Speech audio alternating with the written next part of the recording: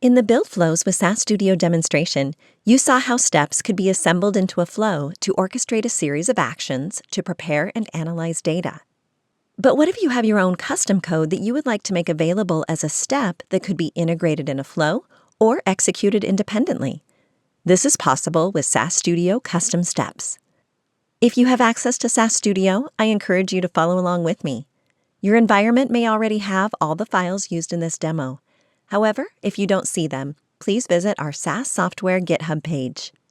The SAS via Quick Start repository provides the files used in our demonstrations and instructions to load them into your environment. From the Applications menu in the upper left corner, select Develop Code and Flows to open SAS Studio. In the SAS Server pane, navigate to the Quick Start folder and double-click Print Sample.sas. This program prints a subset from the sashelp.homeEquity table. The %let statement defines a macro variable named selection. The value assigned to selection determines whether the subset is the first rows or a random sample. The procSQL step selects the total row count from sashelp.homeEquity and stores it in a macro variable named n. The total row count is used later in the titles. The section labeled Select First 20 Rows executes if the macro variable selection resolves to first. Titles are assigned, and then the data step reads the first 20 rows and a subset of the columns from homeEquity. The subset is saved in a temporary table named Sample.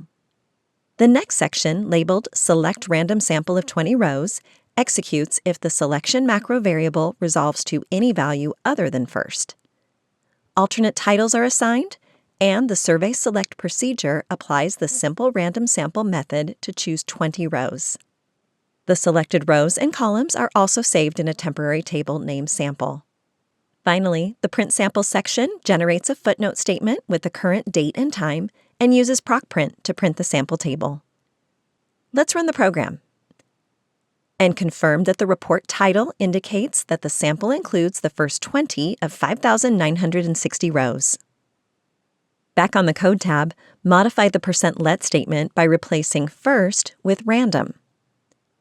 Run the program again and confirm that the title indicates a random sample of 20 rows.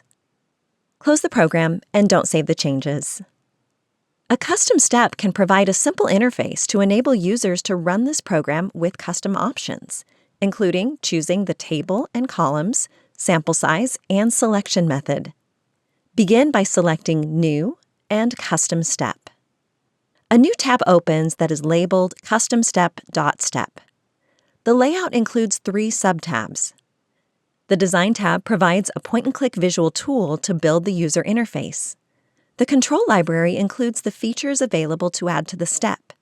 The Canvas area is where you build the step, and the Properties pane is where you define attributes for the pages and controls in the step.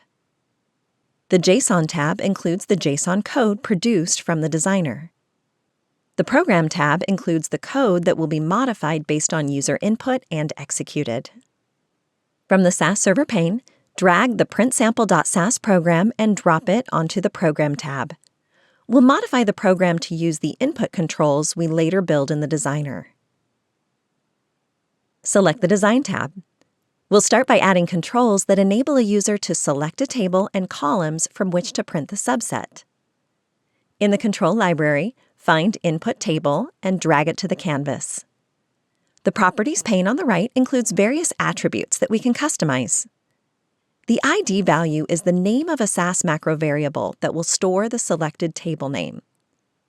The red asterisk indicates that the value must be provided for this property. SAS Studio provides a default value, but I'll change it to Table. The label value is the text that appears in the interface above the control. Type Select Input Table: The canvas will reflect your changes. Additional options are available to allow you to further customize the control. Next, add a control to choose columns from the selected table. Find Column Selector in the Control library and drag it to the bottom of the canvas. In the ID field, enter var list. The control produces a macro variable named var list that stores a space-delimited list of all selected columns. In the label field, type Select Columns to Print: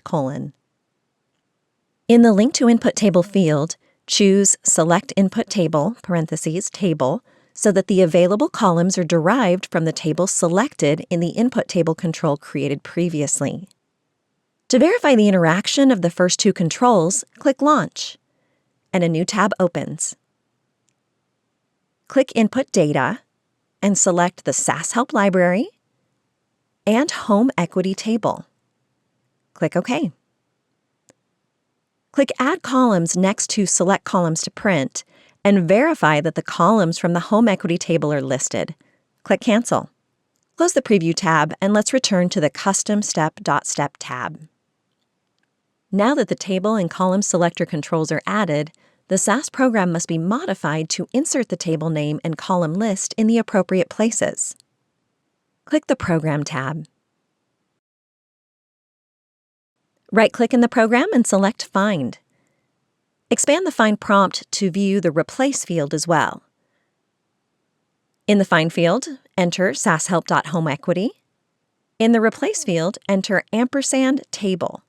Remember that the ID value of the table selector control was table, which represents a macro variable.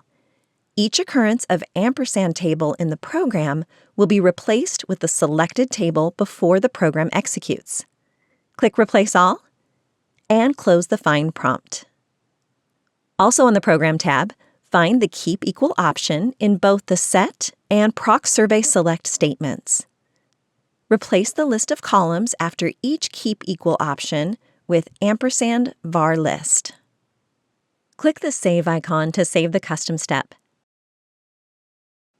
In SAS Content, select My Folder, type Print Sample in the Name field, and click Save.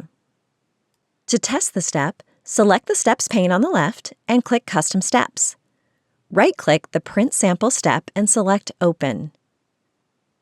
On the new Print Sample 1 tab, select the sashelp.homeequity table. Use the column selector to choose Bad, Loan, Mort Due, and Value. I'll click OK and Run. Confirm that a report is generated listing the first 20 rows from sashelp.homeequity and the 4 selected columns. Select the Submitted Code tab to examine the generated program. Scroll down to look for the comment Macro Variables Derived from User Input to this step -begin. This portion of the program creates the macro variables corresponding to each control. Look for the %let statement where the table macro variable is created and assigned a value of sashelp.homeequity. Notice that additional macro variables storing supplemental information about the selected variable are available. Scroll down to find the %let statement where the var list macro variable is created. The assigned value is the space-delimited list of the selected columns. But notice that multiple macro variables are created for each selected column. These supplemental macro variables can be used in the custom step program for more complex macro processing. Close the Print Sample 1 tab and return to the Print Sample.step tab. In the Designer, click Add Page to add a second page containing additional options. It's helpful to label each page to identify the contents. So click Page 1 in the Properties pane and type Data in both the ID and Label fields. Then click Page 2 and in the Properties pane, type Options in both the ID and Label fields. There are additional aspects of the program that can be customized based on user input. For example, a numeric control can specify the number of rows to include in the subset. With the Options page active, drag the numeric stepper control to the canvas. In the ID field, type num_rows.